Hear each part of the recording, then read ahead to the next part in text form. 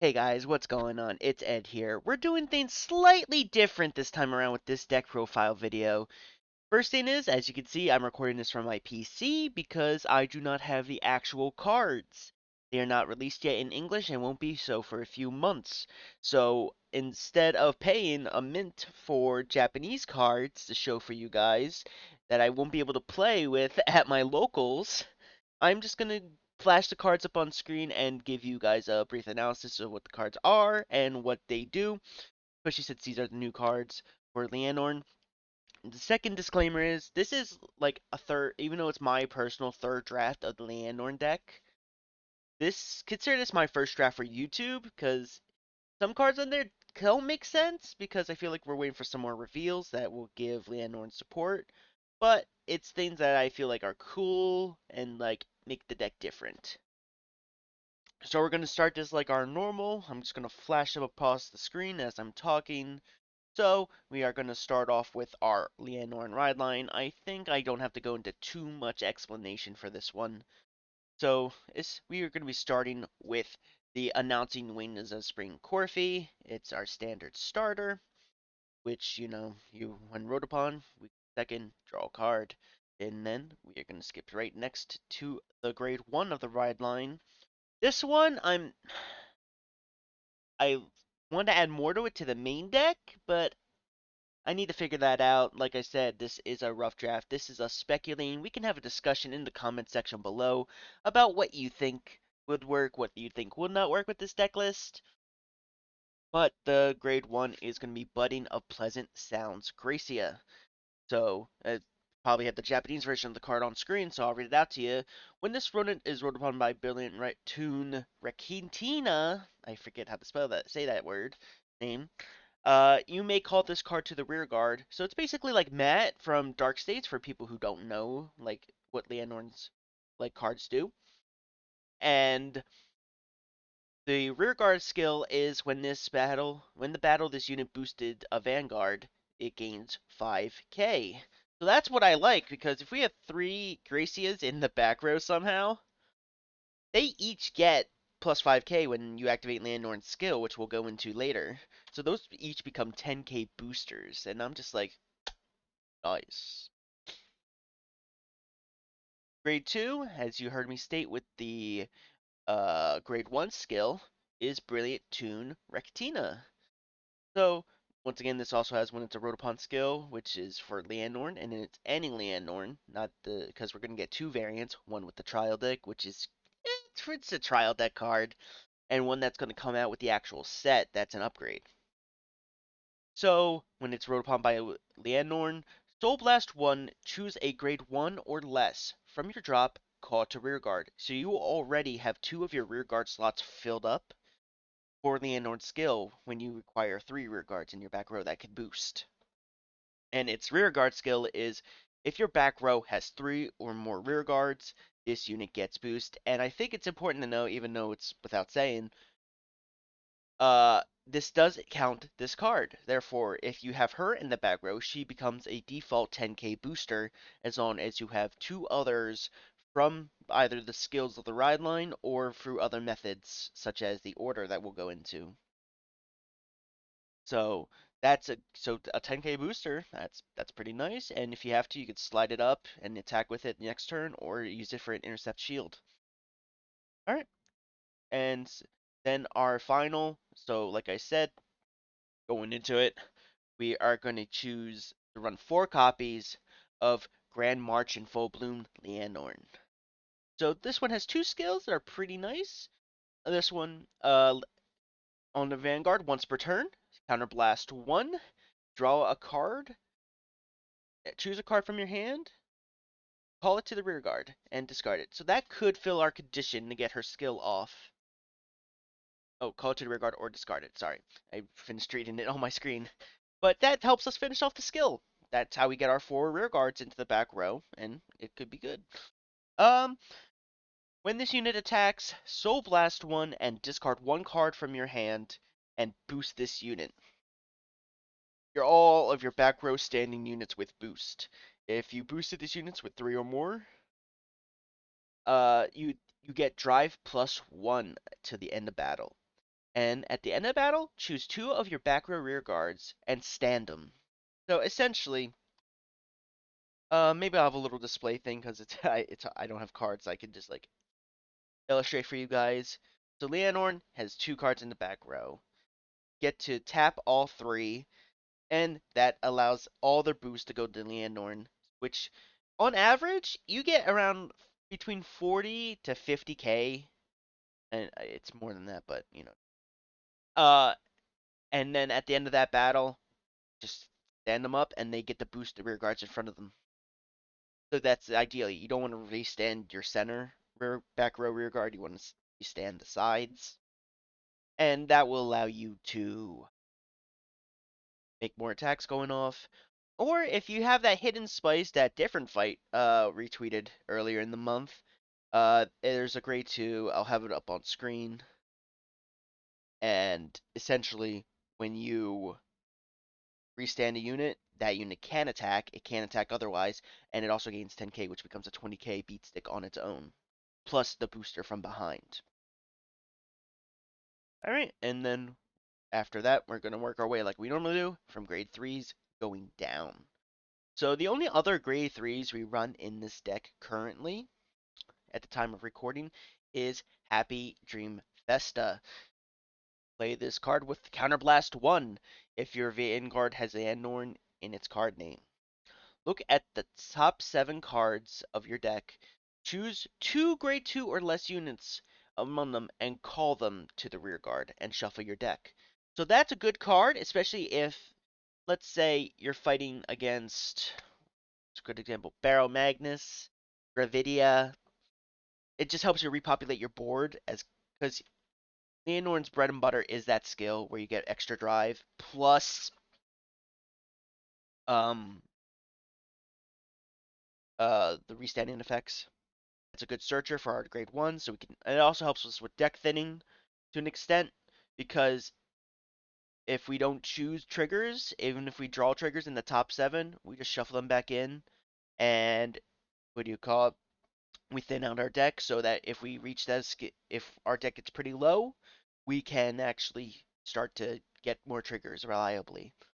Moving down to the grade 2s.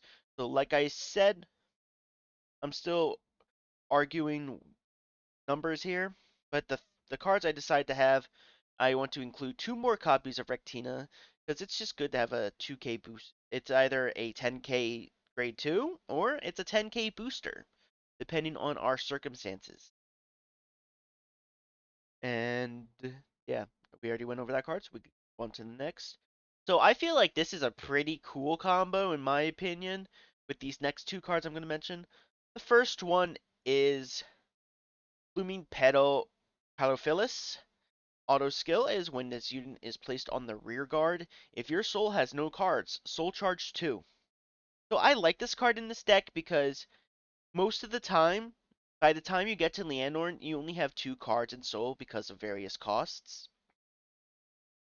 And so if you play certain cards, it's going to thin out that deck even more, which leads me into this next card, Spurring Maiden Alana, back from DBT01. I like it as a combo with Calophilus because you can use the grade 2 Calophilus as ride fodder. And then for Counterblast and a Soul Blast, which should empty out your soul if you're playing this on Lianorn turn, you can choose Calophilus from the drop, call it to the rear guard, give it 5k so it becomes a 14k unit, and then you get to soul charge those 2. Once again, it helps us thin out our deck to get to our triggers. So I run both of them at 3 because I would like to see that combo get off. I might adjust some of the numbers. Like I might even bring Rectina down to 1 because when I built this deck in Cardfight area, they did not have the new order that's coming out, Elemental Sanctitude. I'll mention that later when we get down to it. It's a grade 1 order. And then the only other grade 2 I run in this deck so far is Upbeat Dragon. When this unit intercepts, if you have 2 or more grade 1s or less from the back row, This unit gets a 10k shield to the end of that battle, meaning it has a 15k shield. That's a good defensive that we could have, and plus it gives us a chance if we're if we're hurting, get Alana to call that back so we have more shield to work with when the enemy attacks. Moving down to the grade 1s. So I'm just going to get the 4 of out of the way. It is the PG Custodial Dragon, mainly just the 50 aesthetic, but you know, it is the effect one that has the specific text of if you have 2 or more cards, so we could get a free PG if we get it. So once again, the grade 1s is where I'm really struggling with to find like what I want to do with them. So I have some interesting choices just because I thought they were interesting and just for the sake of them being interesting. So I have 2 copies of Flourish Petal Lathya, back once again back from DBT 01. Its skill is when it's on the Guardian Circle, it's grade 2, and opponent's Vanguard is grade 2 or greater, it becomes a 10k blocker. That's basically a draw trigger. And that's why this is one of my cut contenders. I might bring this down to 1 to make room for the perfect card order. And yeah, so it's just interesting. The next card I think that I actually kind of really enjoy that I might keep it at 2 of is Knight of Nostalgia Marco. So its skill is when placed on the rear guard, choose one of your grade 1 or less units and get unit gains 5k. So in my mind, that's one of our targets for the grade 3 searcher because it just helps us get higher numbers. Next one is Maiden of Deep Impression Urjula. Skills are when you would exchange or move rear guards during your main phase, you may also move them along uh, rows. So, oh wait, oh that's a translation error from. So when you move this or swap rear guards during your main phase, you may also move them within the same row.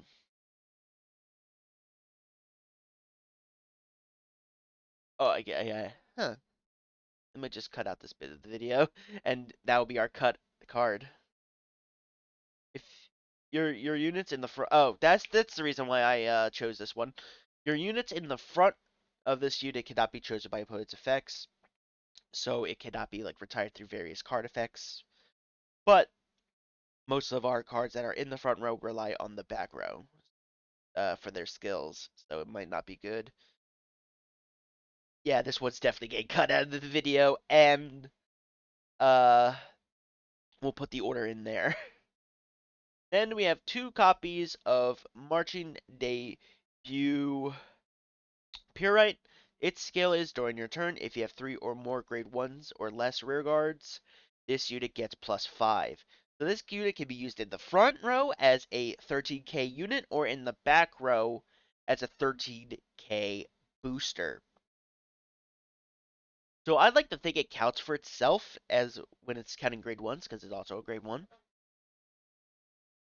And yeah, feel like it's just a pretty neat card. It's definitely a lot better than Amelie, which is that one card they recently revealed.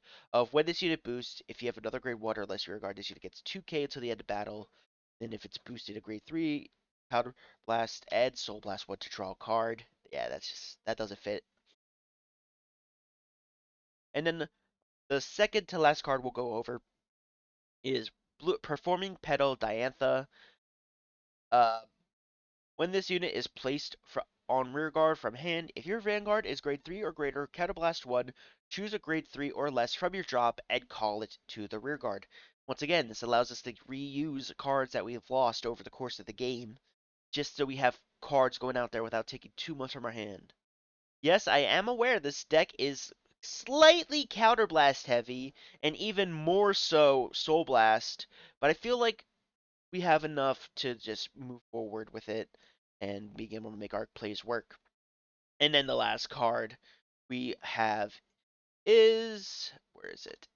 Elementaria Sanctitude. This is the order that was revealed that is definitely going to be a one of in premium, but it's a Sentinel Order, and this one's just like one just like good to have. So if your opponent has triple drive, this ability can be played without paying a cost. But if they don't, play this with the cost of discarding a card from hand, and if your Vanguard is grade 3 or less, choose one of your units. It cannot be hit until the end of that battle. Remove and then remove this card. So it is just another Sentinel. Oh wait, no. So we have to take out one of the Custodial Dragons. I'm dumb. Alright, so we take out one Custodial Dragon for this card.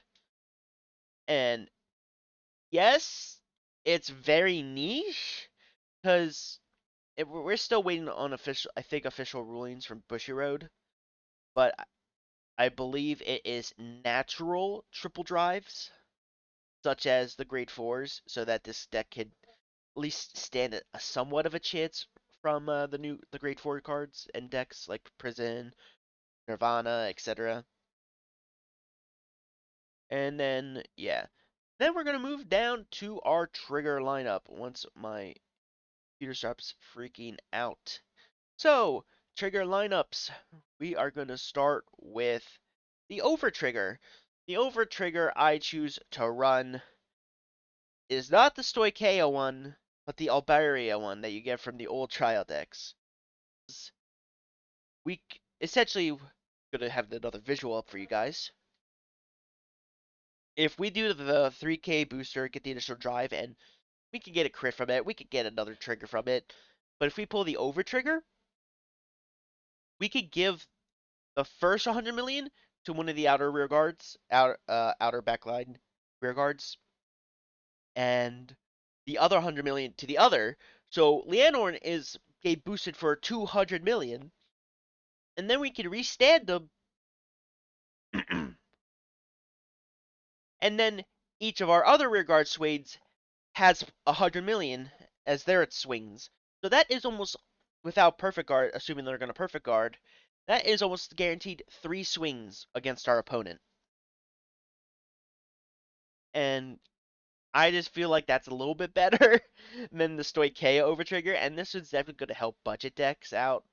I think Lianorn is going to be a budget queen, that it won't cost too much.